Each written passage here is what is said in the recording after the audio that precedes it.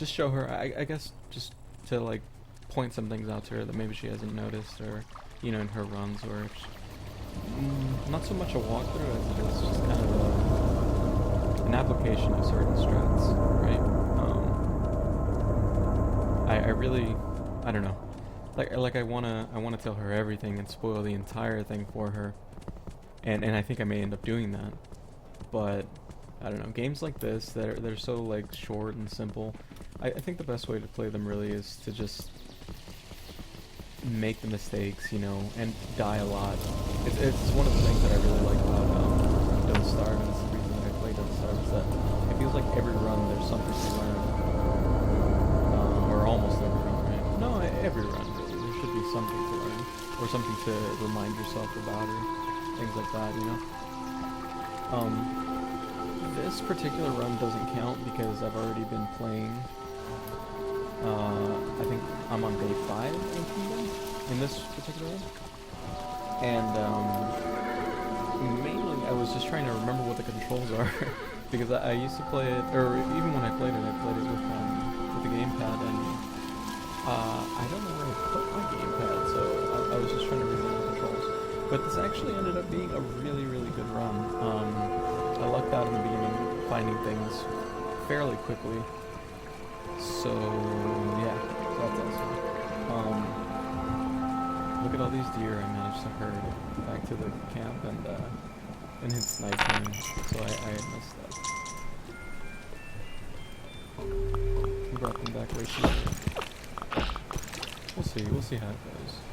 I think I said already that it's day 5.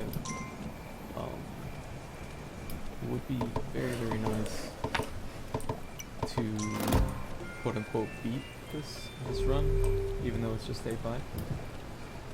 But we'll see how it goes. If as you can see, I think I'm like 1, maybe 2 upgrades from the maximum, or the highest level of base, which is awesome. But there are quite a few things I have not accomplished. For one, I don't have maximum, or the highest upgrade for walls yet, and I don't have a whole lot of archers put together yet either. So that might be something that hurts me. I'd like to get it so that by day 10, if I'm lucky, day 10 I can send out my first wave to start dealing with the portals.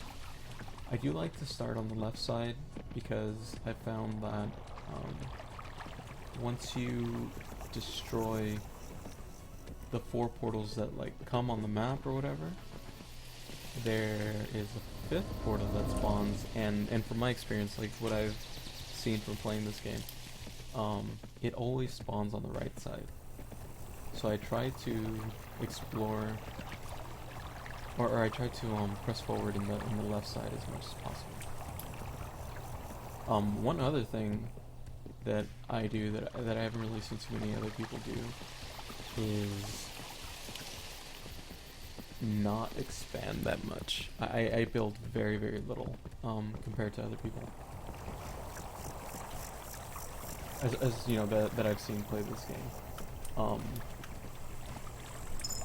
I think it's just in the early days of owning this game, I got my ass kicked a lot, and I think part of it was just due to the fact that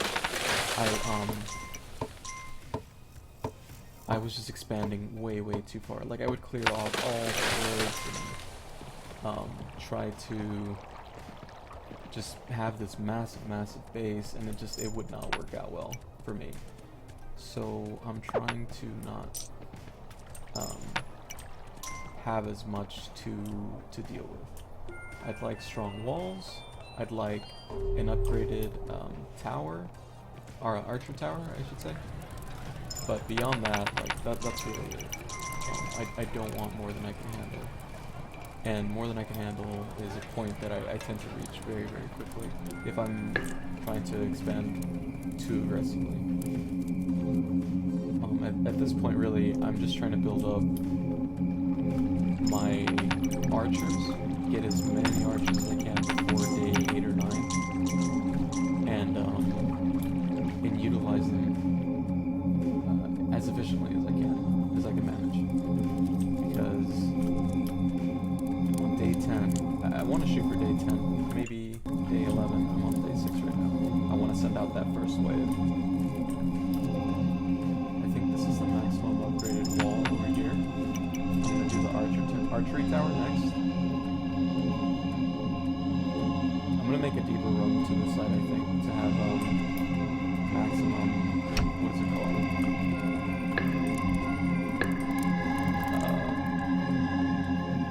Or get as many recruits from this side as possible.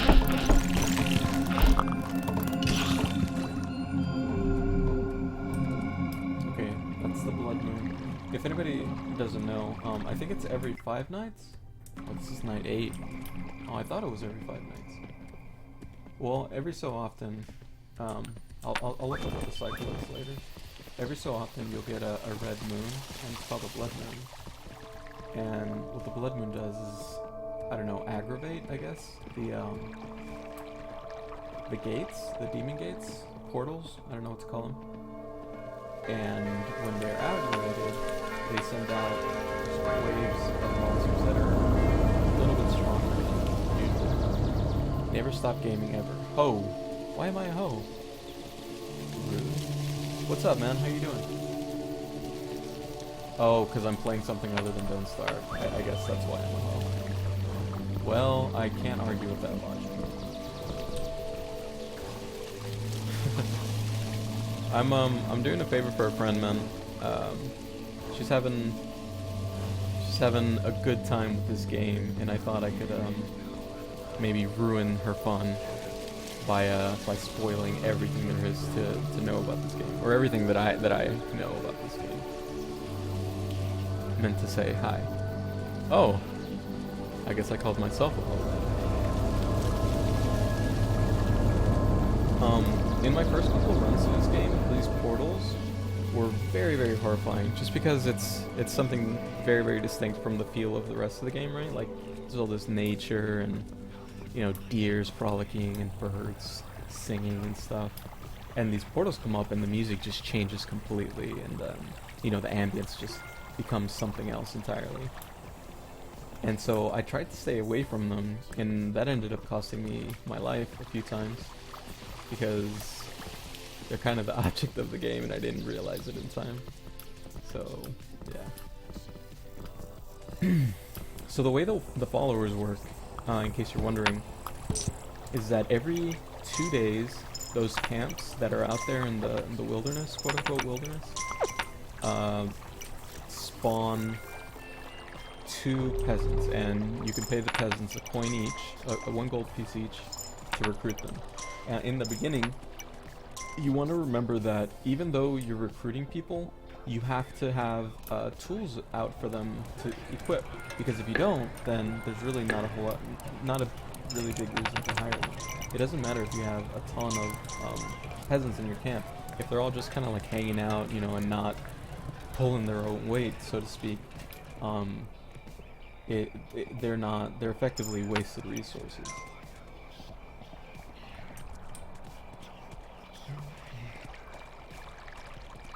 They just end up looking like this guy here. You see, he's not equipped. He's just kind of hanging out, while these archers have little armor and little weapons ready to mess some stuff up. Let's see. It's nighttime. All my archers are getting back within the safety of the walls, remembering to hand over any money they collected that day.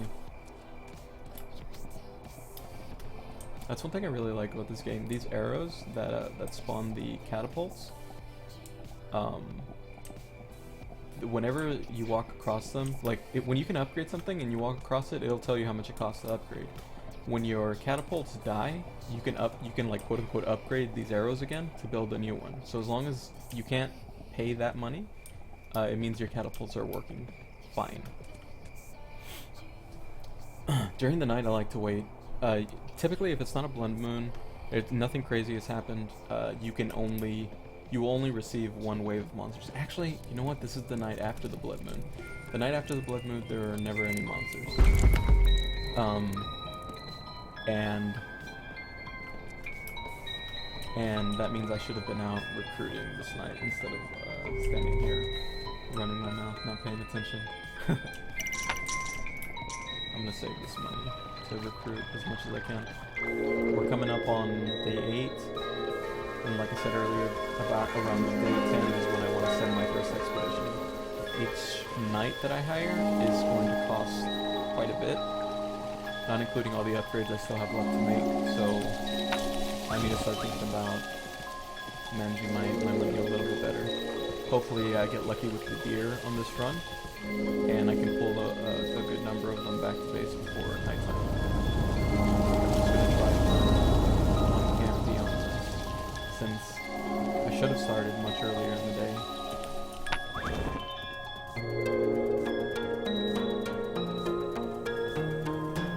If my horse starts breathing hard, I'm just gonna turn around. There it is. Alright, this is Camp Dion.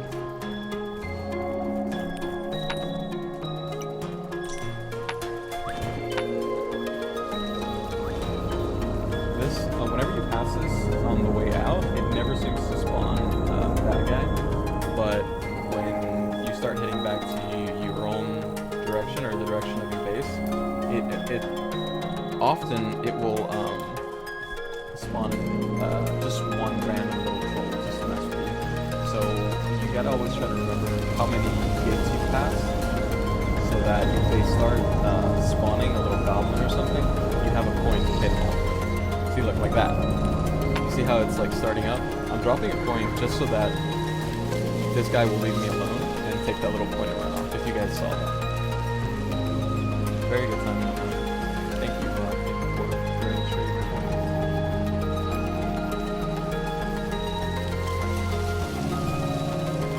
Another little trick that's not very obvious, and it's not a mechanic that the game teaches you for some reason, although I think it's very, very handy to know, is your horse's stamina is very manageable, much more so than initially you might think.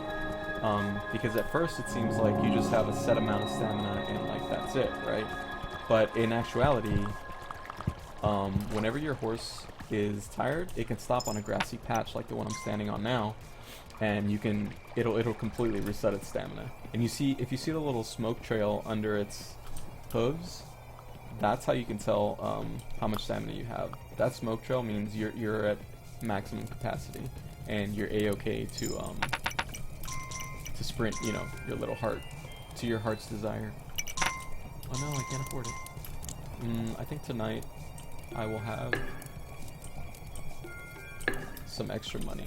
How many is it? 3? There's 3. There's 4. Oh man, I can't even afford all the bows my people need. Come on, give me some money. Cool. Get to work, buddy. Game is louder than your mic. Alright. Let's turn this down. How's the music, man? Is the music too loud?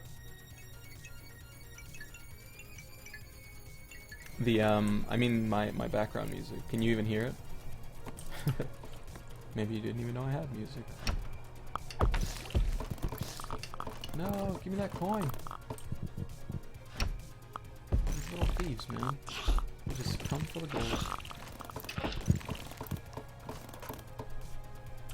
Alright, I think that's it for the wave.